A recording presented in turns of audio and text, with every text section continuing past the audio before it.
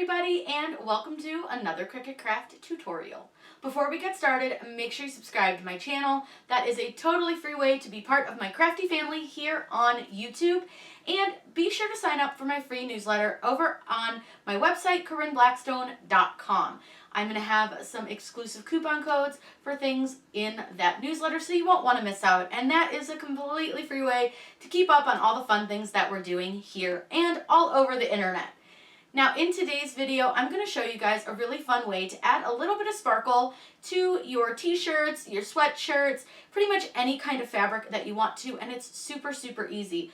And it's a great way to just do like a little accent, like this little bee on my Oh Bother shirt. This is just a simple Gildan shirt. This one is, I believe, and I will double check for you, this is a 100% cotton Gildan Soft Styles heavy cotton shirt. And this is a great shirt to use for this, but you can really use anything. You're actually adhering the rhinestones to the vinyl, and it's a great way because it helps you keep them in their space. You use it just like a stencil. It's really fun, and I used some bling from antitay.com. You can use my code Corinne over at her website to save 10% on anything on her website. I'm going to show you guys how to load your SVG into Design Space, get it all sized correctly, cut it out, and then we're going to use this really awesome new tool that I received from Chipped Builds. I'm going to link this down below for you guys, but this is a t-shirt alignment tool. She has them in 4 different sizes, all the way from infant to adult, and they're made out of a heavy acrylic. They're really, really nice, and they do have a little hole at the top so you can hang them up. I love this tool, super excited about it, and it makes lining up stuff on my shirts so easy. So I'll be sure to link these down below. Again, her shop is called Chipped Builds. Once we get that all aligned, we'll get to press our shirt, and then I'm going to show you how to put these little rhinestones on your shirt. This only took a few minutes, and it's super easy and a great way to really make a little bit of a sparkly impact on your shirts. So let's get started. For this design, I'm going to use one of the designs from antitay.com from her membership. Lots of cool options there, but I really love this Oh Bother with this little bee. So what I need to do first is ungroup this image because I need to remove the ones that I'm not going to use. So I'm going to get rid of this bouncing is what I do best. We don't want that one. And this no bothers given. This one down here at the bottom, and then this one up at the top. And finally, that one. So this is the design that we are going to do. I'm going to select the whole thing, and I'm going to resize it so that it's the right size to go on my shirt. If you're looking for a good shirt sizing guide, I will put one down in the comments for you down below. So we're going to add some bling to this. We're going to add some bling to the little yellow parts and to the black.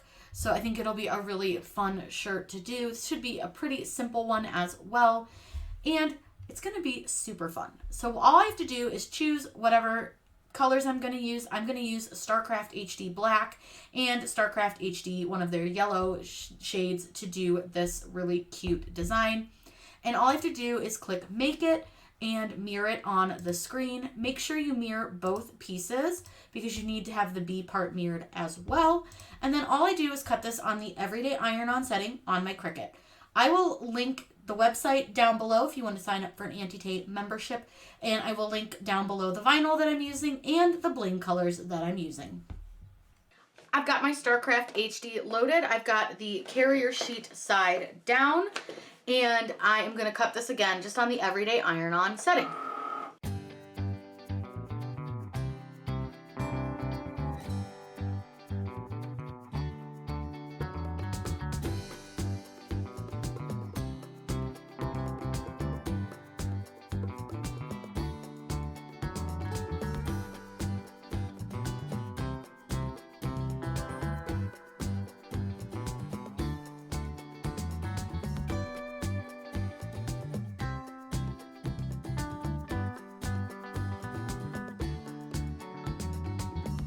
Now what we'll do is lay this out on our shirt. So let me scooch these out of the way.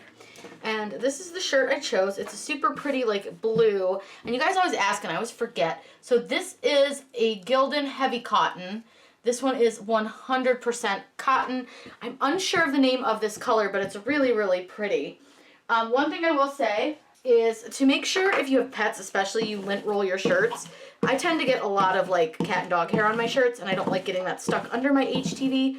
So I will do a quick lint roll. This is just a cheap lint roller from the Dollar Tree, but you can find these anywhere. I'll link the ones I got from Amazon below as well. So what I'm gonna do is line this up, and I'm gonna use this really cool t-shirt alignment tool that I got.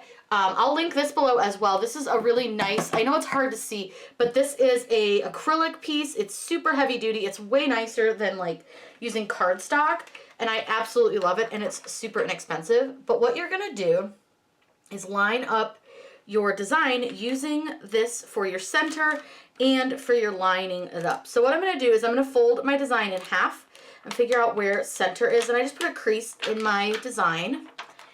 And then I line it up with the center that's on my ruler, and then I just get everything even. And I don't mind if the B sits up a little bit higher than that 3 inches. That's fine with me. And then I just sort of check and see if I want to move it up a little bit, and I think I do. I think I want to move it up just a hair. I think it sits a little bit low. So this just helps you get it nice and straight and even and centered. I think that looks really good right there. So I just sort of double check it. I could go up a tad bit higher. It's just a matter of kind of figuring out where you want it to lay, but this really is super helpful for getting everything even and straight and centered for me. I think that looks pretty good. Yeah, I think that looks really, really good. So all I'm gonna do is just take this off. Again, this is super helpful. Again, I know it's really hard to see, but it is really, really cool, and I will link this below because I'm a fan. I'm such a fan. So now that we have this part laid down, I'm just gonna double check that my little B piece is gonna fit, and we'll peel that right back off because we don't wanna press it on, but I just like to make sure that it's the right size before I start pressing anything in case I need to resize something. So we'll go ahead and peel that back off. The heat press is set to 285 degrees, and we're going to press this first layer for just a couple seconds, and then after we put the little yellow on the B, we'll do a full press because we are layering this. So I'm going to take you guys over to the heat press so you can watch. Our heat press is ready to go. Again, 285 for just a few seconds on this first press. I have a pressing pillow under my shirt and a Teflon sheet attached to my heat press.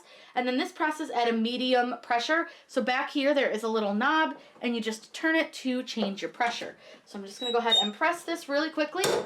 Again, just a few seconds on this first layer. You don't wanna do a full press when you are layering because it can damage your HTV and cause shrinkage. So what I'm gonna do now is peel my carrier sheet, and I'm gonna be careful here just to make sure that nothing is lifting.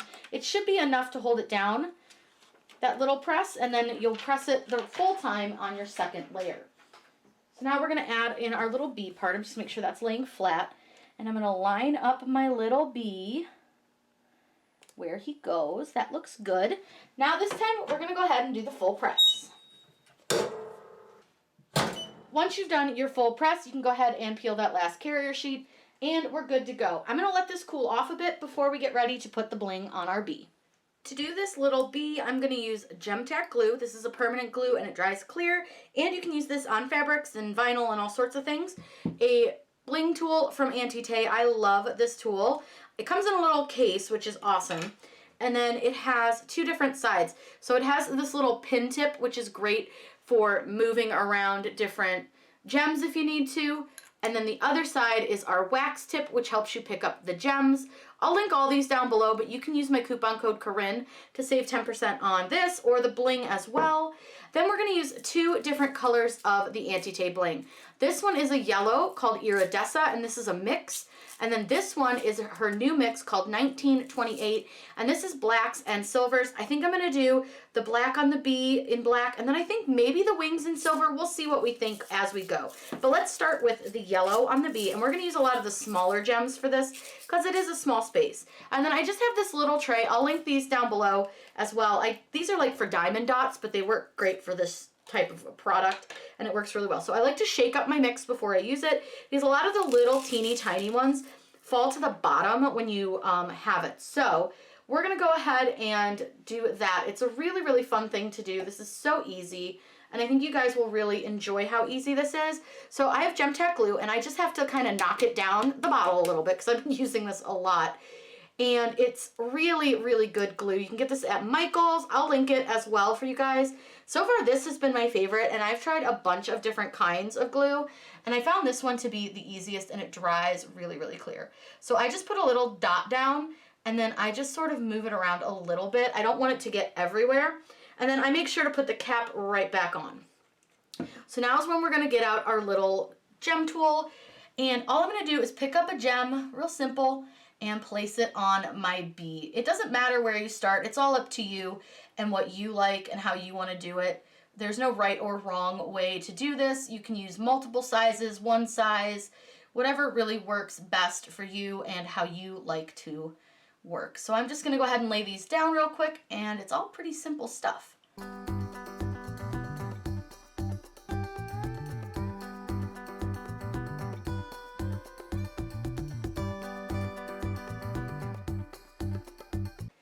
Now that we've done all the yellow, we can go ahead and put those ones away, and then we're gonna get out the 1928, which again is like the black and silver mix. Always make sure to put the cap back on your bling. And again, I like to shake it, and I do tend to shake it a little bit because I want to get some of those smaller gems up to the top. And then just go ahead and open this. Is such a pretty color. I'm obsessed with this. So cool with the blacks and the silvers. So again, I'm going to use all black on his body, and then I'm going to decide if I want to do silver wings or black wings. I'm not sure yet. I haven't decided. So let's go ahead and get the black onto this part.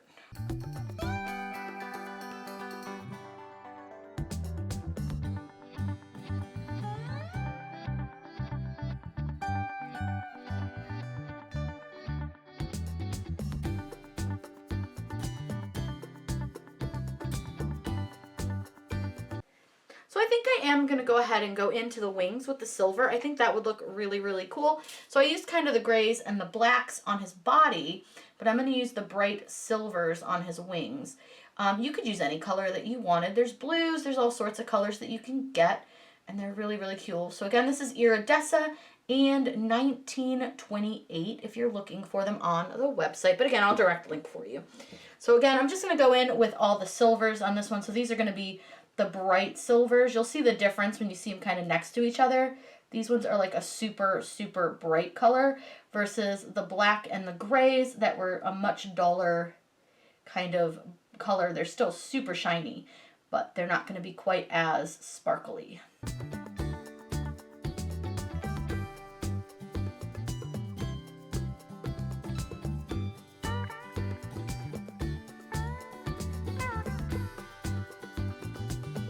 Here's the shirt all done. This was such an easy project to do, and it only took a couple of minutes and just a few supplies, which is great. Now, when you go to wash this, you're going to want to wash this on cold. I do recommend the gentle cycle if possible, but I've done it on just the regular and it's been fine.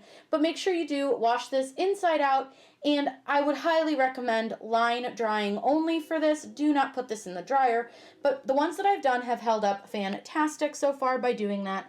And it's a really, really fun way to do this. Now there's other glues that you can use for this. I, again, used Gem Tack, but you can use Liquid Fusion, and there's tons and tons of other options. So find what glue works best for you, and you can make your own rhinestone shirts. These are so fun and a great way to just add that little bit of sparkle without being too crazy. And it's not super heavy, so it's really easy to do. If you guys have any questions, please let me know in those comments down below. I'm always happy to answer those for you. Make sure you subscribe to my channel. I put out new videos on Wednesdays and Saturdays. I hope you guys have a fantastic day and happy crafting!